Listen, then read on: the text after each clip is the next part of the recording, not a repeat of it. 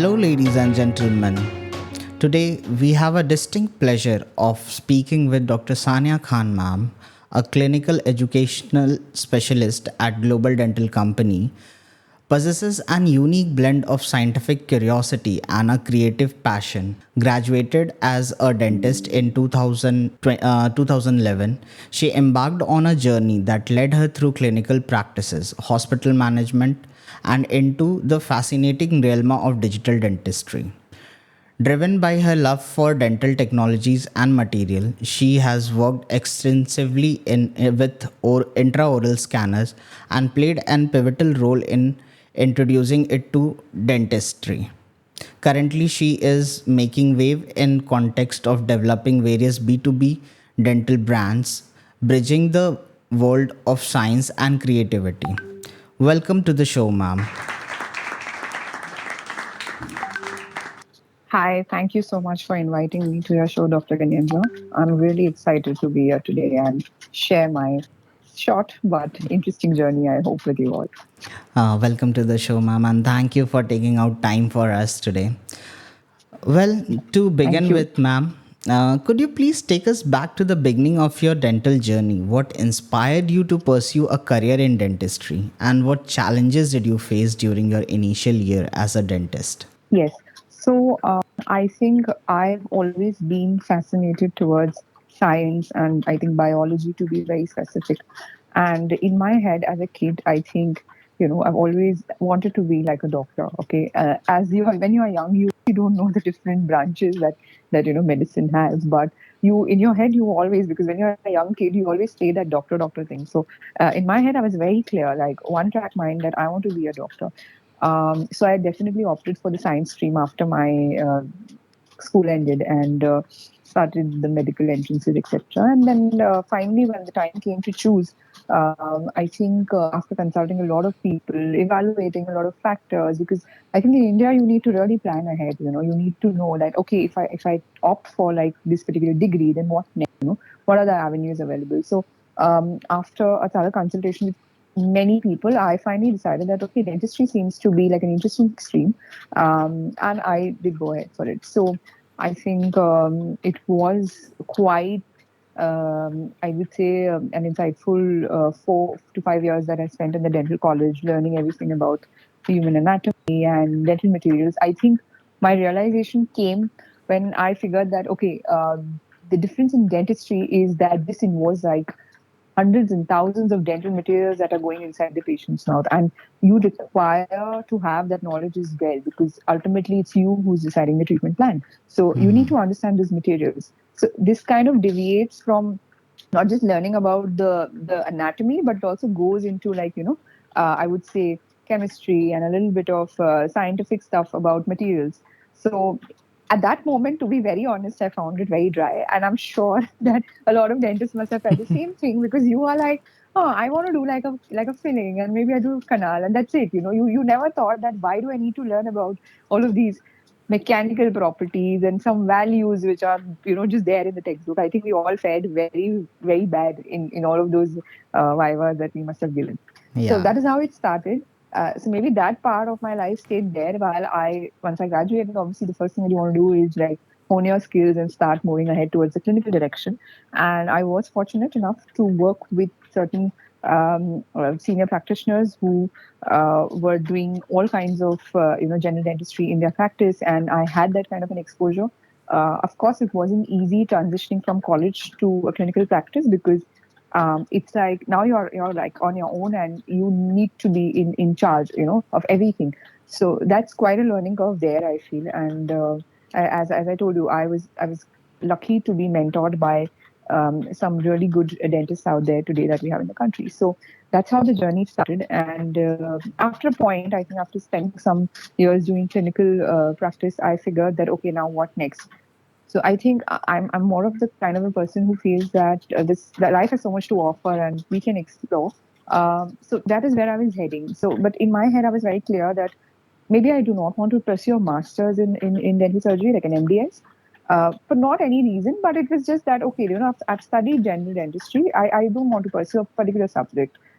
So I thought was just evaluating what more can I do that will be relevant and at the same time, it's also interesting enough to explore.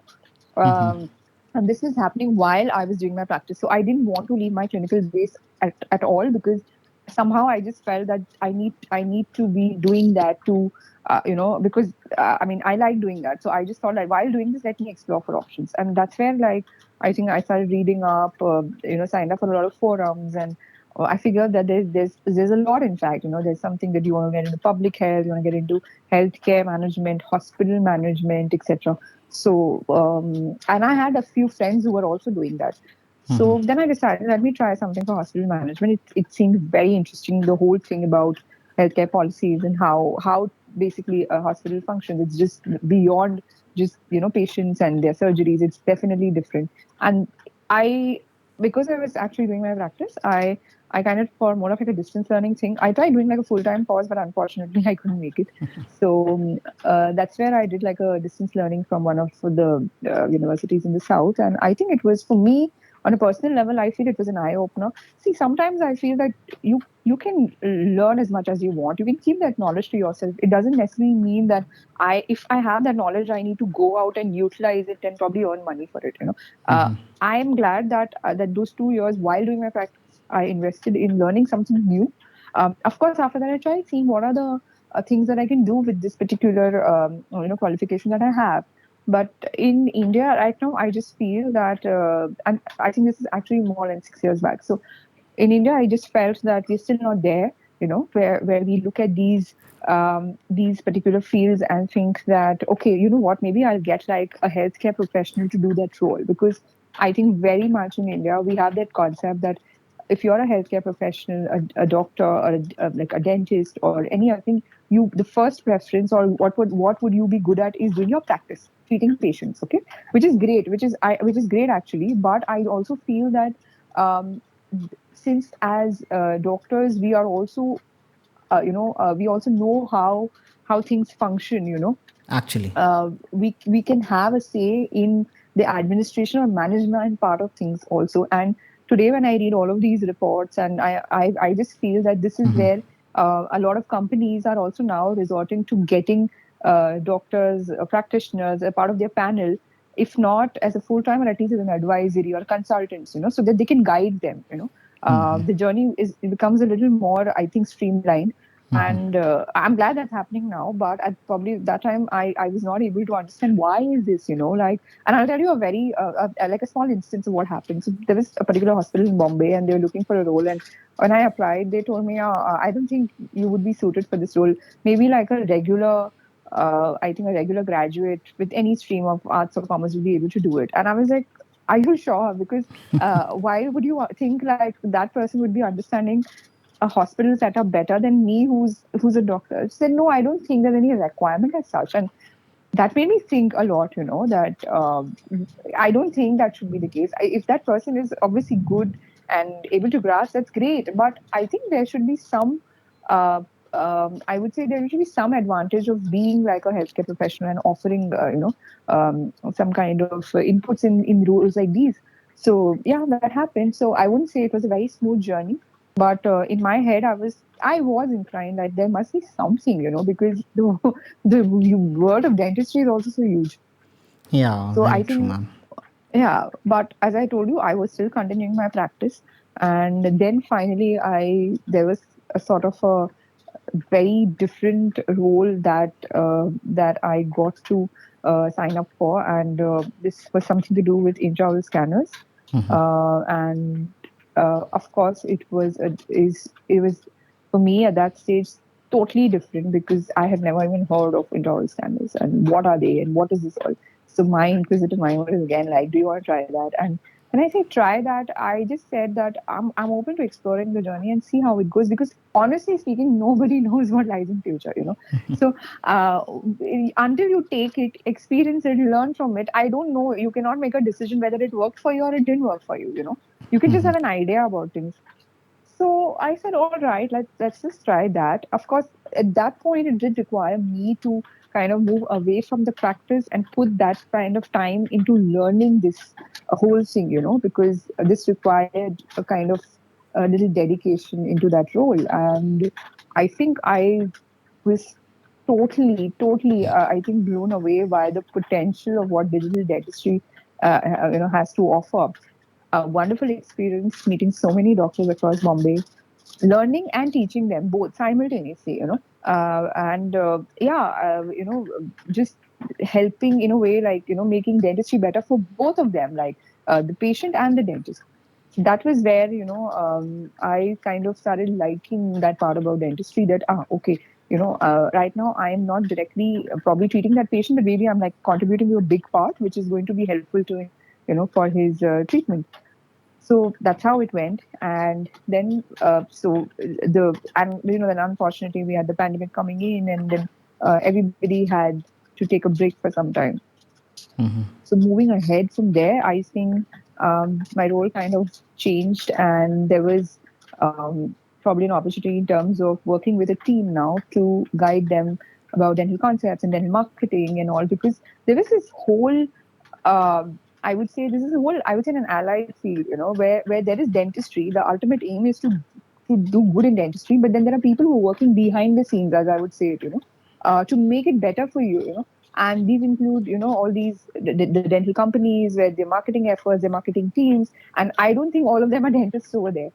So they are constantly trying to give you the best products, best services, but you need somebody to, make them understand what dentistry is. And I will wholeheartedly present that dentistry is not an easy field, because you've spent 5 years learning so much. As I told you, there's anatomy, there is material. So imagine the people who are working for this, they want you to give you that experience, but they also need to understand. So that is where I think I signed up, and as I told you, all about exploring. So I told them, okay, fine, let's work. So we started with working. We started with like a few companies to be, namely like the dental lab and all of those, additional companies that were there in that portfolio. And we started working for content marketing and just a lot of this digital marketing stuff. And I think I had a great experience learning so much about. So kind of ventured from full time clinical practice to the dental materials and then the dental marketing. So Yeah. it's yeah. So and then finally, like a year and a half back, I moved to the current company that I am in, and I am into the consumable side where I look after clinical education. So I jump again into all of the material science, trying to make it understand to the dentists and just make it accessible to them, because there's so much that dentistry has to offer. It's a completely dynamic field. Every day you have something new coming in, and if I am able to contribute to that by making it available to the dentists in India, yeah, I think I don't I'm more than happy. So I don't know how the career path looks so far, but I think I'm quite happy that I've found things that make you feel that yes, whatever I've studied and whatever I experienced is now being put to use in a nice way. And I would like to reiterate that I think all of this was also not possible if I didn't have my clinical base. I give due credit to all of those years where we've all struggled, and we've had, those times where we felt, oh my God, I could have done this root canal in a better way. So I think all of those things play a very important role, because without the knowledge of uh, clinical dentistry, I don't think all of this makes sense to me. At least that's what I realized. So for me, I will obviously start with being a dentist first, and then all of this will follow. And yeah, if given a chance, maybe I would practice sometime in future again. I don't think it's like once a dentist, always a dentist. I'm going to Wow, stay. ma'am. Yeah. Yeah. Like Yeah. it's a very old school that once you are out of your graduation, you aim to enhance your clinical skills through specialization. However, you took a different path. You went into clinical management. Well, kudos to you, ma'am. You are actually a beacon of light for all the upcoming dentists. Okay. Thank you. That is quite encouraging, I feel. Ma'am, you have transitioned into the realm of digital dentistry and marketing. Can you please elaborate on your national and international achievements and the impact of your work on these areas, ma'am? In terms of achievements, I would say that, as I told you, that when you get something, let's say if you start with a project and you are a part of that project, it's every project or everything, as you know, is always a team effort. Okay, so I wouldn't say it's like a single person achievement, but I would say I'm glad to be, or I was glad to be a part of the team, or I think would be under the leadership of such people who thought that, okay, let's build this and let's get these people on board and let's give them directives and let's start moving ahead. So in terms of achievements, as I told you, that today, if today the dentists have probably moved to a whole digital side of dentistry, where probably it must have started with me just going to the clinic for the first time and introducing them to a scanner and working with them for a few cases, and ultimately them deciding, okay, I want to invest in one.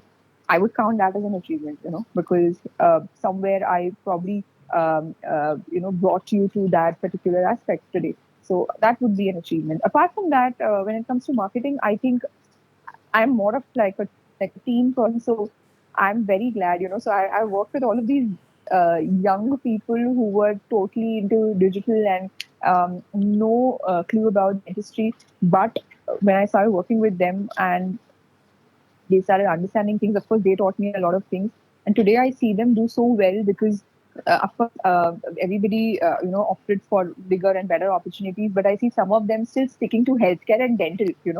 So I'm so happy that we all started off there, and they are doing great work in whatever companies they are. So that is something. Talking about my current role, I think the current role is a challenging one where I'm trying to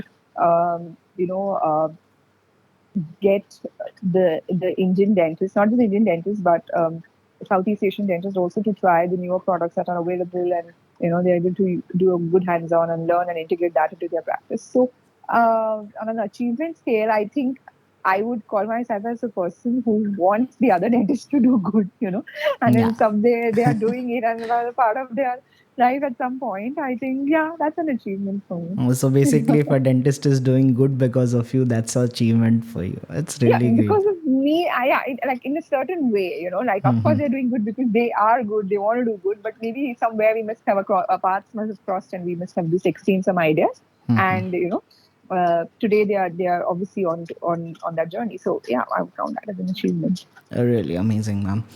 Well, ma'am, coming bit again to your career side, that in your current role as a clinical education specialist, what are your primary responsibility and how do you contribute to advancement of dentistry in this? Because you come from a very different background where you deal with corporate. We doctors are only we are only communicating with the patient. We have only two three things, either the MRs or the Right. patients and all that thing. So you being an clinical education specialist, what are your primary responsibilities basically? I think for me, it starts with first is understanding of a dentist. Okay, so uh, if I am introducing or if I want the dentist to try something or use that in his practice, that would definitely give better results. First, I need to understand the mindset of the dentist, right?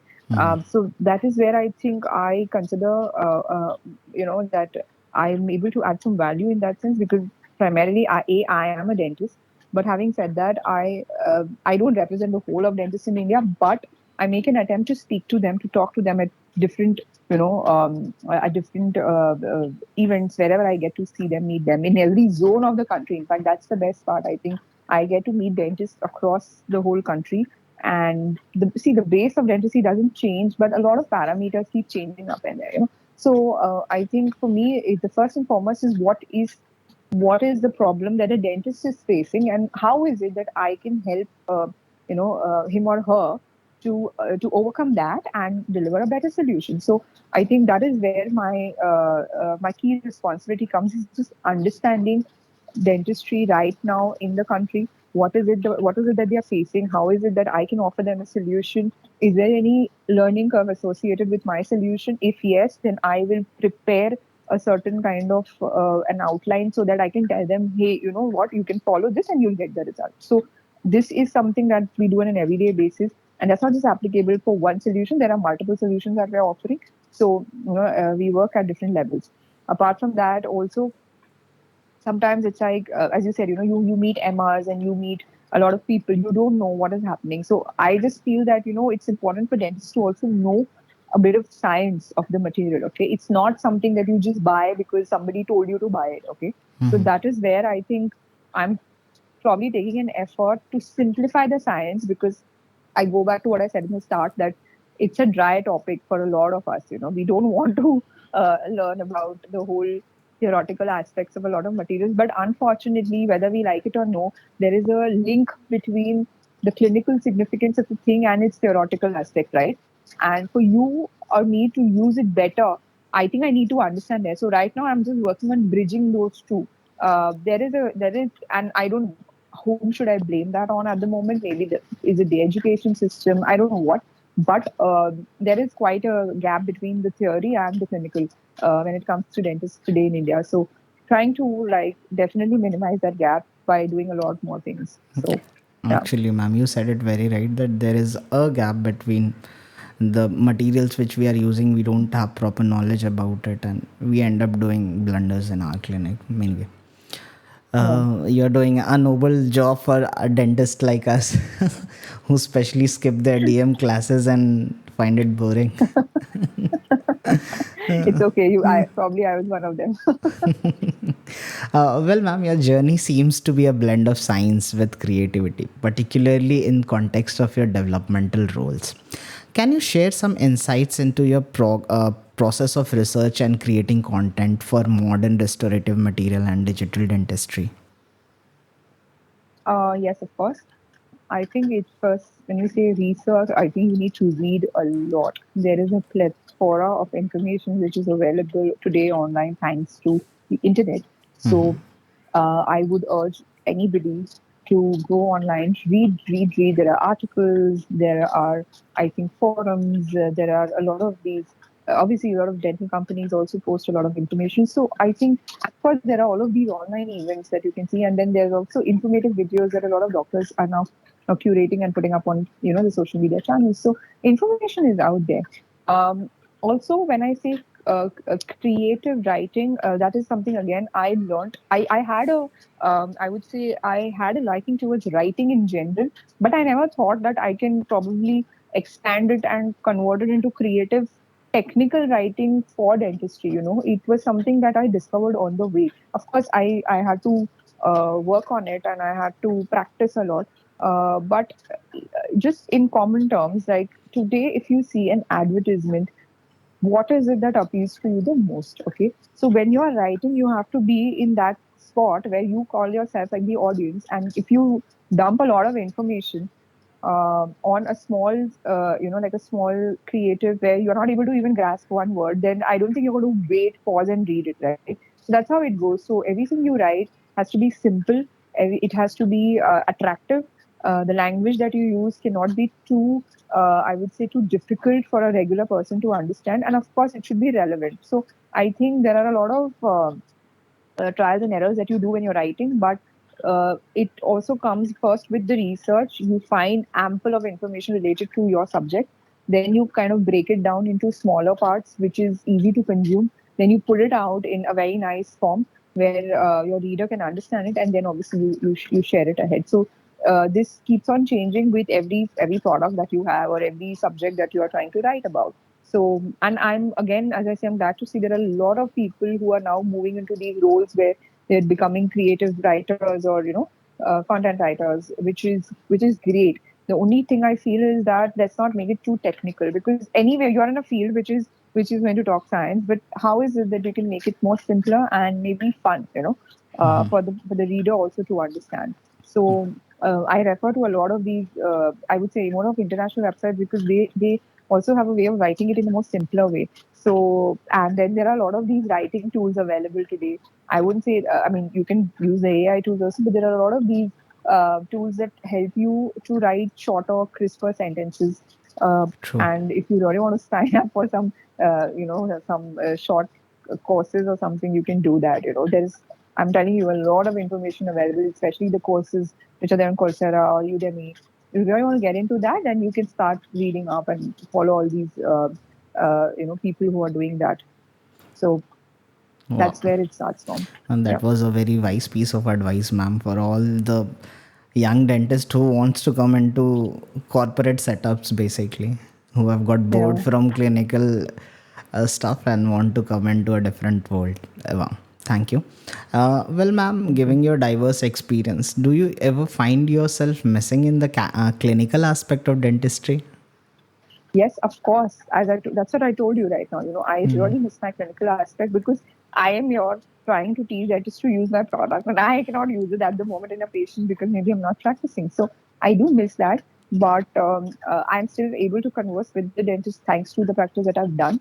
But dentistry is ever evolving. I cannot say that because I practice that I am a perfect dentist. Nobody is. So that is something that sometimes I do feel that and whenever I get the time, I'm probably sitting and doing something on probably like a model or this thing. But yeah, I don't see that then like clinical practice is something that I have completely discarded from my life. I don't think so. I don't think so. Wow.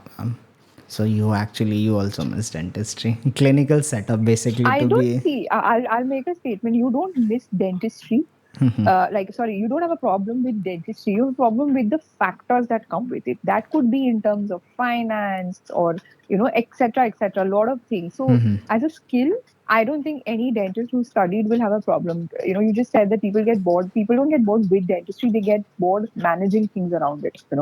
And maybe because sometimes there are no solutions available, or sometimes you're not able to think because as a practitioner, you are only taught how to treat the patient, not the management of the clinic. True. And it's a struggle at times for a lot of people I see. So that is where I think a lot of people feel that maybe, and because of whatever reasons, because see, everybody has an individual life is different. There may be some constraints on somebody, and they need to make choices. So it's okay, it's all right. We cannot judge anybody for that. Yeah, ma'am. So true, ma'am. So, well, ma'am, what do you envision for the future of dentistry, especially in the terms of integration of digital technology, and how do you plan to contribute to this evolution, maybe? Um, yes, digital is definitely catching on in the whole of the world, and of course in India as well. India, it's a little challenging because a certain amount of cost is associated with the digital products. Even then, I feel that even all dental materials, it's not that they're cheap. If you are investing in good quality, nice products, and definitely there's a price that you need to pay. Because I'll tell you why. There are a lot of companies, and I kind of work with one right now. They are investing so much in the R&D, to give you the best for your patient. So that is why the price is attached. So sometimes, uh, you know, um, uh, irrespective of what are your treatment charges, I just feel that if you want to do quality treatments, then you need to involve in quality things. And talking about digital, I think digital kind of takes your practice to another level. It makes you more aware about what you're doing. Very small example of using, like, say, an intraoral scanner.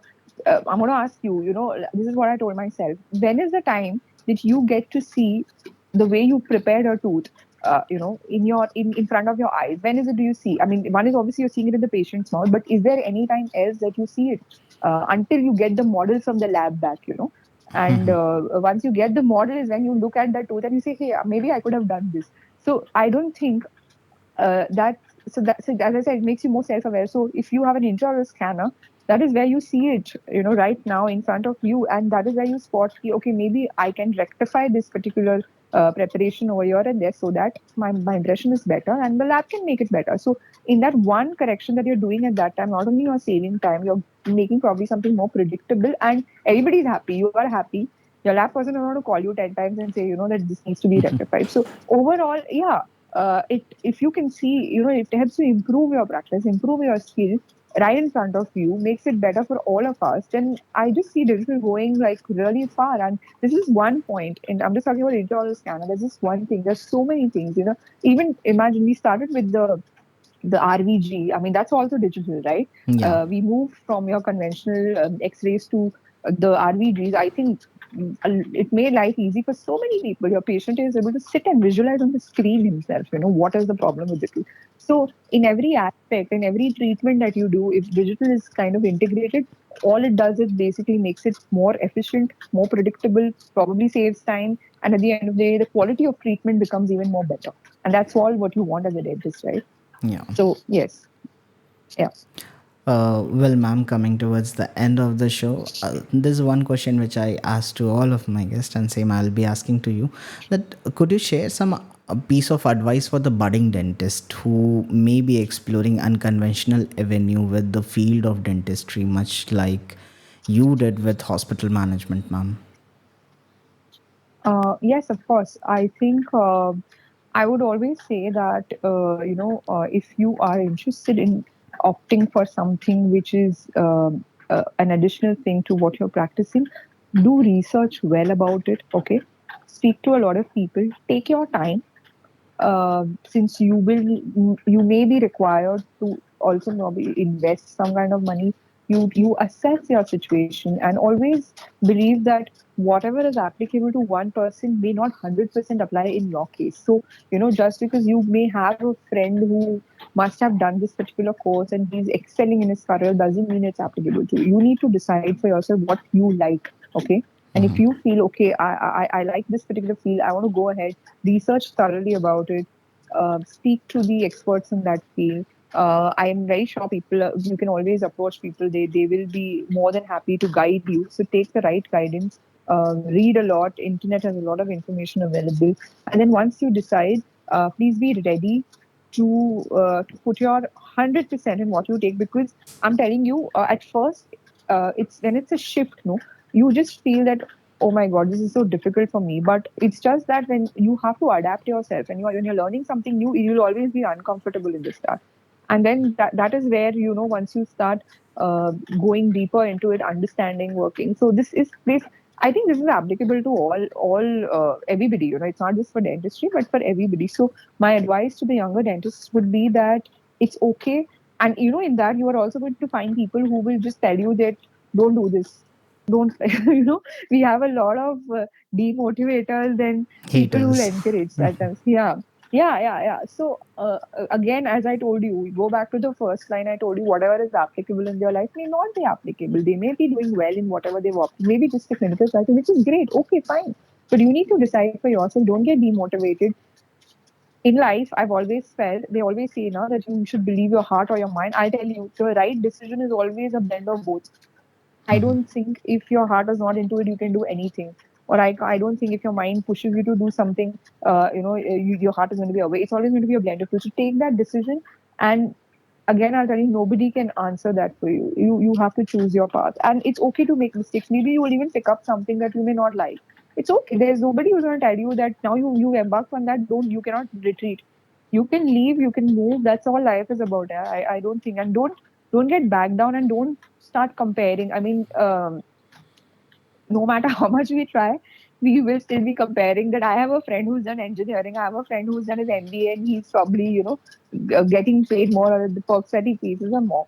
It's okay, Don't just stop comparing. You can't compare. Like, it's different, Your field is different. His field is different, You chose this field because you wanted to. It's okay. So, uh, think of what more you can do. And I'm sure there are multiple opportunities available today.